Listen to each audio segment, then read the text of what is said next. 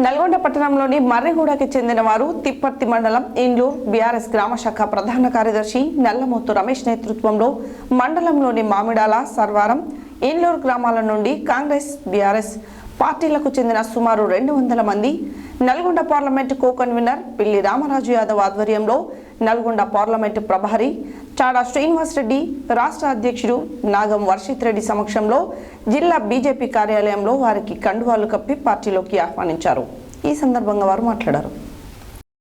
నల్లగొండ పట్టణంలోని మర్రిగూడకి చెందిన తిప్పర్తి మండలం ఇండ్లూరు బీఆర్ఎస్ గ్రామశాఖ ప్రధాన కార్యదర్శి నల్లబోతు రమేష్ నేతృత్వంలో మండలంలోని మామిడాల, సర్వారం, ఇండ్లూరు గ్రామాల నుంచి కాంగ్రెస్ బీఆర్ఎస్ పార్టీలకు చెందిన సుమారు 200 మంది నల్లగొండ పార్లమెంటు కో కన్వీనర్ పిల్లి రామరాజు యాదవ్ ఆధ్వర్యంలో నల్లగొండ పార్లమెంటు ప్రభారి చాడా శ్రీనివాస్ రెడ్డి, రాష్ట్ర అధ్యక్షుడు నాగం వర్షిత్ రెడ్డి సమక్షంలో జిల్లా బీజేపీ కార్యాలయంలో వారికి కండువాలు కప్పి పార్టీలోకి ఆహ్వానించారు. ఈ సందర్భంగా చాడా శ్రీనివాస్ రెడ్డి, నాగం వర్షిత్ రెడ్డి మాట్లాడుతూ కేంద్రంలో మరొకసారి బీజేపీ సర్కార్ రావడం ఖాయమని అన్నారు. రాష్ట్రంలో బీఆర్ఎస్ ఖాతా ఈ దెబ్బతో మూసుకోబోతుంది. కాంగ్రెస్ సర్కార్ ఇచ్చినటువంటి దొంగ హామీలను నెరవేర్చడంలో విఫలమైంది. ప్రజలు అందరూ గమనిస్తూనే ఉన్నారు.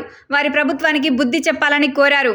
పిల్లి రామరాజు యాదవ్ మాట్లాడుతూ దేశం బాగుండాలంటే 3వసారి కూడా నరేంద్ర మోడీ అధికారంలోకి రావాలని దేశవ్యాప్తంగా చూస్తుంది. 400 సీట్లు రావడం ఖాయమని, అందులో నల్లగొండ పార్లమెంట్ అభ్యర్థి శానంపూడి సైదిరెడ్డి కూడా ఉంటాడని దేశ ప్రజలు మోడీపై నమ్మకంతో ఉన్నారన్నారు.